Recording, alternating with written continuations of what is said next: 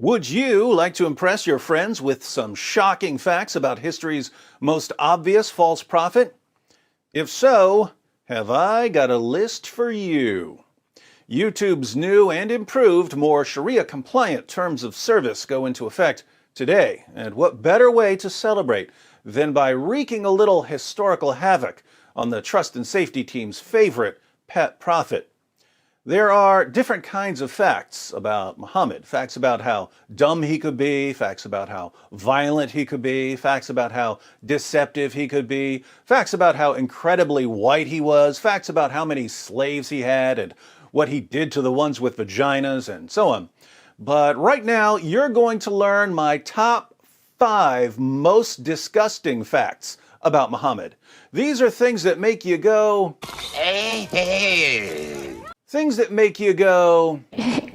Oh, am I right or am I right? Things that make you go... I think there should be some sort of reward for people who can make it through all 5 facts without vomiting.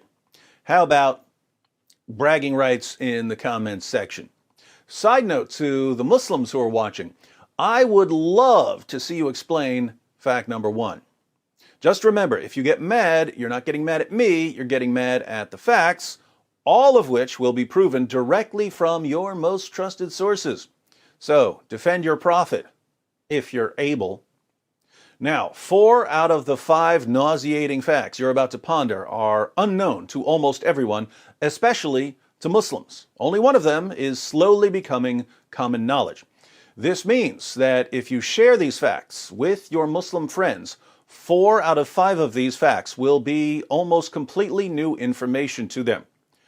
I would have liked to have this entire video be unfamiliar facts about Muhammad, but as much as I wanted to shine a light on Muhammad's secret pile of dirty laundry, I couldn't leave one somewhat well-known fact off the list.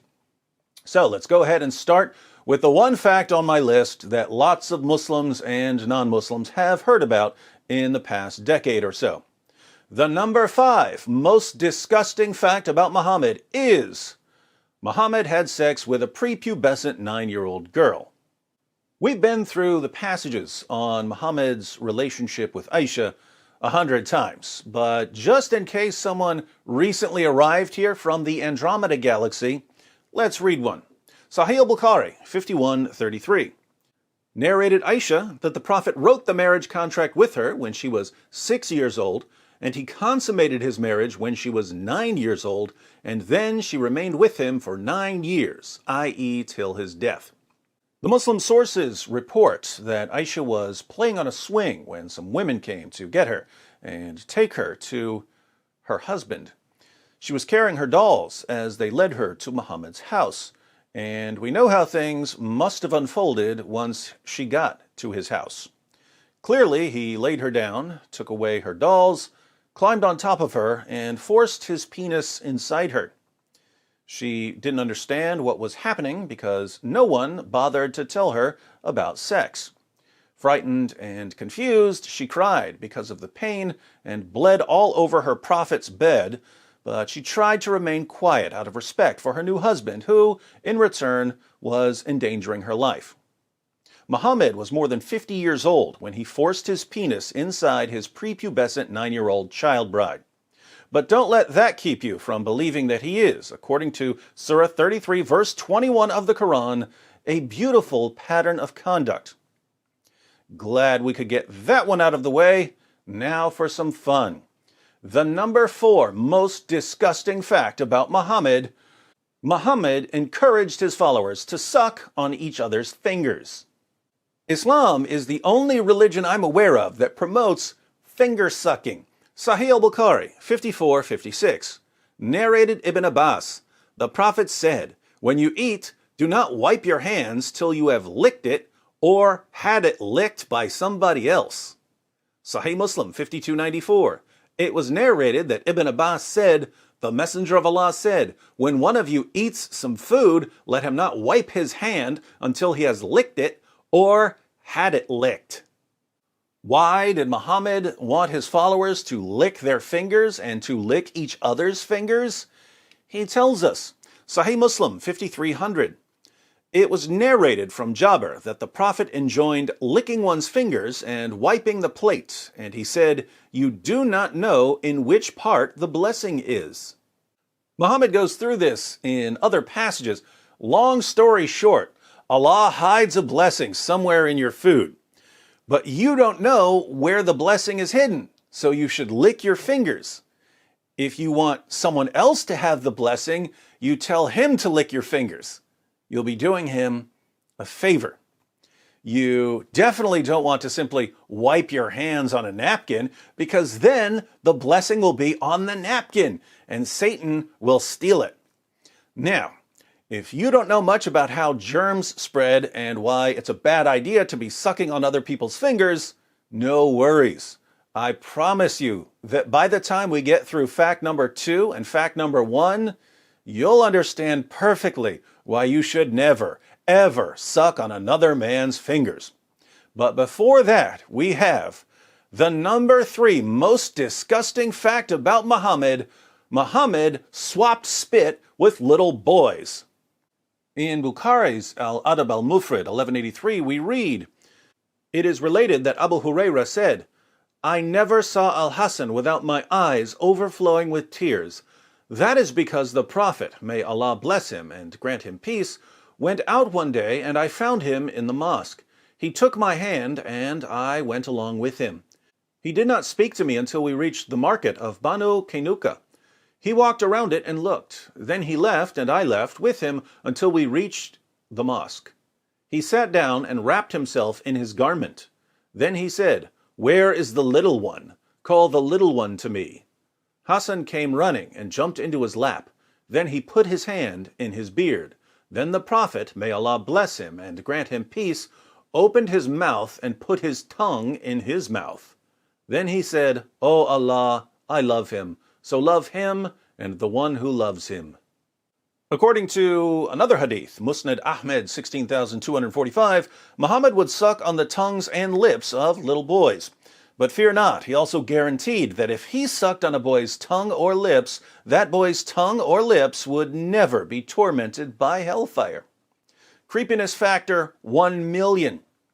Now, if you're wondering whether you should let someone like Muhammad suck on your little boy's tongue, you should probably think carefully about the next fact. The number 2 most disgusting fact about Muhammad: Muhammad would have sex with 9 women and girls, but only take 1 bath. Sahih al-Bukhari, 5068. Narrated Anas, the Prophet used to go round, have sexual relations with all his wives in one night, and he had 9 wives. Sahih al-Bukhari, 5215. Narrated Anas bin Malik, the Prophet used to pass by, have sexual relation with all his wives in one night, and at that time he had 9 wives. So we're clear on the sex with 9 women and girls part, but check out the chapter heading of this hadith. Whoever had sexual intercourse with all his wives and then took 1 bath only. The Prophet Muhammad, history's greatest man, would have sex with 9 women and girls in one night in Medina, the armpit of Arabia, a city with an average high temperature of 109 degrees in the summer, but would only take 1 bath. Can you think of a problem? It's the smell. Back to an earlier point, let me ask the Muslims here. Suppose you were a companion of Muhammad. Think about being in this scenario. One day, your prophet is having one of his sexathons, but he needs a little energy boost between wife number 5 and wife number 6. So he runs to the nearest food stand for some fresh hummus. Keep in mind, he's not taking a bath until he finishes all 9 rounds. He starts dipping some pita bread in hummus, but he gets hummus all over his fingers. He turns to you and says, "I'd like to give you a blessing. Lick my fingers clean." What do? Before you answer, there's one more fact on our list. The number 1 most disgusting fact about Muhammad: Muhammad was constantly covered in semen. Yeah, I said it. But don't trust me, trust his child bride, Aisha. Sahih al-Bukhari, 232, narrated Aisha, I used to wash the semen off the clothes of the Prophet, and even then I used to notice one or more spots on them. Sahih Muslim 669. It was narrated that Aisha said concerning semen, I used to scratch it from the garment of the Messenger of Allah. Sunan Ibn Majah 537. It was narrated that Aisha said, I often scraped it, semen, from the garment of the Messenger of Allah with my hand. Aisha, the semen-scraping prepubescent child bride. In Islam, she's called the mother of the faithful. Sahih al-Bukhari, 230. Narrated Sulaiman bin Yasser, I asked Aisha about the clothes soiled with semen. She replied, I used to wash it off the clothes of Allah's messenger, and he would go for the salat, prayer, while water spots were still visible. Muslims of the world, why was your prophet always covered in semen? Let me give you the benefit of the doubt and assume that it was his semen. Why was your prophet always covered in his own semen? Masturbation wasn't allowed, so that wasn't the source of the semen. Coitus interruptus was frowned upon, meaning that he wasn't allowed to pull out of his wives or sex slaves. So where was all of this semen coming from? The most charitable conclusion here, if I'm being very, very generous, is that Muhammad must have used his garment, even the garment he would wear to the mosque, as a rag to wipe off his prophet penis after having sex. That's the nicest conclusion I can draw. Trust me, the other conclusions I can draw are much, much worse. Being as charitable as possible, because I'm a charitable kind of guy, I can only conclude that your prophet would have sex with 9 women and girls in a single night, use his own clothes to wipe off his private parts and possibly his wives' private parts after each round, take 1 bath after the entire 9 rounds, and not wash his clothes. Then he would put his clothes on and get ready to head to the mosque. And Aisha, the semen-scratching child bride, would see the semen stains all over him, so she would stop him and try to scratch off or wash off as much as she could. Muhammad would then go to the mosque with wet spots still visible on his clothes. Would you want to be around this guy? Would you want to give him a hug and have his clothes pressing up against yours? Would you want to suck on his fingers? Would you want to suck his fingers clean after lunch? Would you want him sucking on your toddler's tongue? Would you want him marrying your prepubescent daughter? Have you ever met anyone in your entire life who was filthier and more disgusting than Prophet Muhammad? If you're feeling a little nauseous right now, I've got a trick that will make you feel better in just a moment. But before Dr. Wood cures your nausea, be sure to subscribe and click the bell for notifications. I'm not on Facebook or Twitter, so please share this video on other platforms. As always, I'm not stingy with my content, so feel free to mirror my videos on your own channels. If you'd like another way to support the channel, you can click the join button to join the Boom Squad. There are other ways to support in the description box. In the comments, let me know if there are any other disgusting facts about Muhammad that I should have included on this list.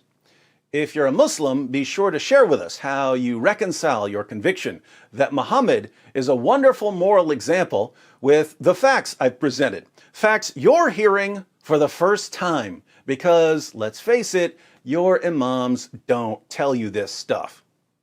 All right, Dr. Wood to the emergency room for a mass outbreak of nausea. What's the remedy for stomach problems? Everyone who's been following my channel, all together now. Camel urine. Muhammad's miracle magic cure-all for stomach ills was camel pee. Of course, Muhammad told his followers that if you drank his urine, you'd never have an upset stomach again. Maybe I need to turn this into a top 10 list.